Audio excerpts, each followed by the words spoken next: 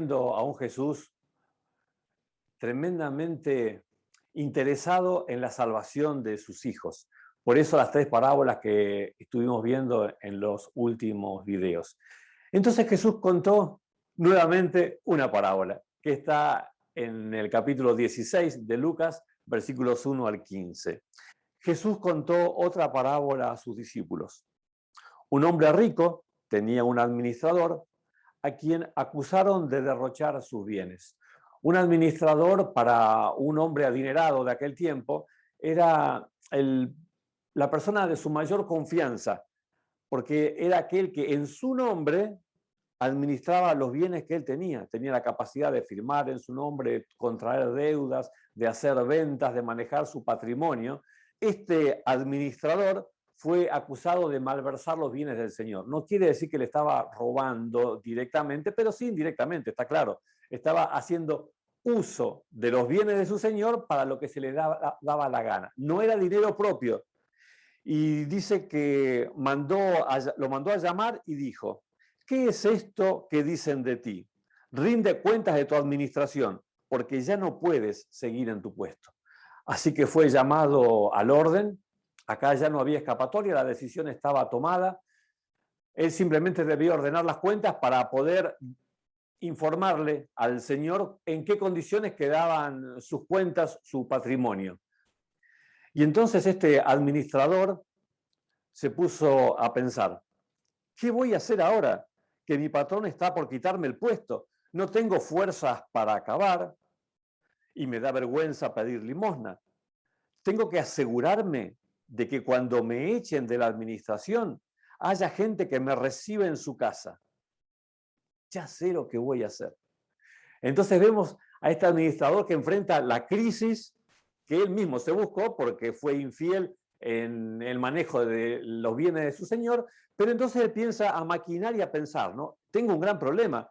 O sea, ¿cómo voy a seguir viviendo si dejo de tener las entradas que tengo? ¿Cómo me voy a arreglar? Entonces se le ocurre, fíjate cómo el versículo describe, que de repente se le ilumina la cabeza, ¿no? Él está preocupado por el problema que tiene y busca resolverlo. ¿De qué manera lo puedo resolver? Llamó entonces a cada uno de los que le debía algo a su patrón. Al primero le preguntó: ¿cuánto le debes a mi patrón? 100 barriles de aceite, le contestó él. El administrador le dijo: toma tu factura, siéntate enseguida y escribe 50. Luego preguntó al segundo: ¿y tú, cuánto debes? 100 bultos de trigo, contestó. El administrador le dijo: toma tu factura y escribe ahora 80. Ya que él no tenía dinero propio que administrar, pero todavía tenía el manejo de los bienes de su señor, de la autoridad que su señor le había dado, entonces fue llamando a los deudores, aquellos que le debían dinero a su señor, y les hizo favores para quedar bien con ellos. Con el dinero del amo, ¿no? No era dinero propio, usó el dinero del amo. Fue muy astuto. Entonces todas estas personas quedaron como en deuda con él. El patrón elogió al administrador de riquezas mundanas por haber actuado con astucia. Es que los de este mundo, en su trato con los que son como ellos, son más astutos que los que han recibido la luz. La verdad es que este administrador, que acá no estamos hablando ni de cristianismo, ni de ética, ni de nada que se le parezca. Simplemente personas que tienen en su mirada el aquí y ahora, el vivir esta vida y después de esto nunca más. Solucionó de una manera muy astuta e inteligente esta situación que tenía. La verdad es que actuó con sagacidad, con inteligencia, con astucia, y hasta el propio señor, que es el que fue estafado en esta operación, les termina reconociendo lo bien que hizo en jugar su última ficha para poder asegurarse su futuro después que perdiera su trabajo. Es que para quien tiene en mente el aquí y ahora y no tiene una expectativa eterna, este tipo de jugadas te das cuenta que son absolutamente comunes. Todos los involucrados en esta historia son corruptos. El dueño de todo esto lo es, seguramente, al felicitar a su administrador, está reconociendo que él mismo actuaba de una manera seguramente muy similar. Aquellos que reciben el beneficio de este descuento especial saben que hay algo turbio también, pero es una cadena de favores especiales que más bien deberíamos definirlos como corrupción. Pero entendamos que quien no tiene una expectativa cristiana y de eternidad, bueno, se maneja con estas armas que son las que tiene. Usa su astucia, su inteligencia para lograr sus objetivos, que son tratar de asegurarse de la mejor manera los días que viva en esta tierra. Y Jesús dice que quienes tienen esta expectativa de vida muchas veces son más sagaces o son más inteligentes para resolver cuestiones que los que son hijos de luz. ¿Qué quiso decir Jesús con eso? Vamos al punto. Por eso les digo, que se valgan de las riquezas mundanas para ganar amigos, a fin de que cuando éstas se acaben, haya quienes los reciban a ustedes en las viviendas eternas. Acá Dios nos está llamando a hacer una jugada con respecto a nuestra perspectiva. ¿Tu perspectiva es la de vivir unos pocos años en esta tierra y punto, se acabó todo? En ese caso podrías armonizar bien y sin problema con la historia del administrador que acabamos de leer. Ahora, si sos un hijo de luz, si sos alguien que tiene su fe puesta en Cristo, que confía en Él y que tiene una mirada de proyección eterna, entonces, a la hora de administrar y tomar decisiones, deberías tener en cuenta esa perspectiva y no una perspectiva de corto plazo. ¿Está bien? Por eso él dice, ¿cómo estás invirtiendo tus bienes, los que tenés? ¿De qué manera lo estás haciendo?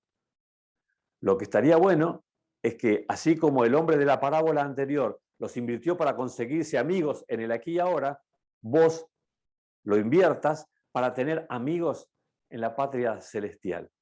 ¿Cómo es eso? Bueno, lo que el Señor nos invita es a que nosotros usemos nuestros bienes que tenemos, nuestros talentos, nuestro dinero, nuestros dones personales, las capacidades que Dios nos dio, para esforzarnos por alcanzar a más personas que conozcan el mensaje de Jesús.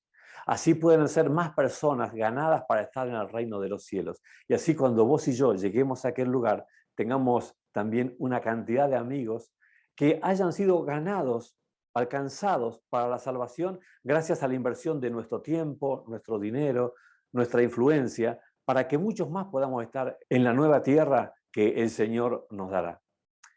Y siempre con esta proyección, una proyección de eternidad. Fíjate que Jesús continuó diciendo que el que es honrado en lo poco, también lo será en lo mucho. Por eso, si ustedes no han sido honrados en el uso de las riquezas mundanales, ¿quién les confiará las verdaderas? Y si con lo ajeno no han sido honrados, ¿quién les dará a ustedes lo que les pertenece? En realidad, todo lo que nosotros tenemos le pertenece a Dios. Nosotros, al transitar por esta vida, estamos actuando como administradores de los bienes que Él nos da, los muchos o los pocos. Hablando tanto en tesoros materiales como dinero o bienes personales, como de los talentos que el Señor nos da. Dios nos invita a que todo eso que es ajeno para nosotros, porque es de Dios, Él nos lo da para que nosotros lo administremos, nos preocupemos por administrarlo como el Señor quiere, dándole el uso y los objetivos que el Señor tiene, para que así puedan lograrse esos objetivos, los de Él, que su prioridad sea también la nuestra. Y eso hará que cuando llegue el momento, Dios a nosotros nos dé algo que tiene un significado y un valor realmente infinito, porque es la vida eterna en su presencia. Nosotros tenemos que elegir qué es lo que vamos a hacer. Y yo te invitaría a que pienses también, que agarres por ahí un análisis de tus cuentas de un mes, hablando de inversiones, ¿no? ¿En qué gastaste el dinero de los últimos 30 días? ¿En qué invertiste tu tiempo en los últimos 30 días? Digo esto para que podamos analizar qué prioridad está teniendo Dios dentro del uso de nuestros dones, de los talentos y del dinero que Dios nos da. Porque el desafío de Jesús es que los hijos de este mundo son más sagaces o astutos que los hijos de la luz. ¿En qué pudiéramos estar errando nosotros en este aspecto? Bueno, él dijo, ningún sirviente puede servir a dos patrones. Menospreciará a uno y amará a otro, o querrá mucho a uno y despreciará al otro. Ustedes no pueden servir a la vez a Dios y a las riquezas. ¿Por qué te digo de analizar tu último mes cómo funciona?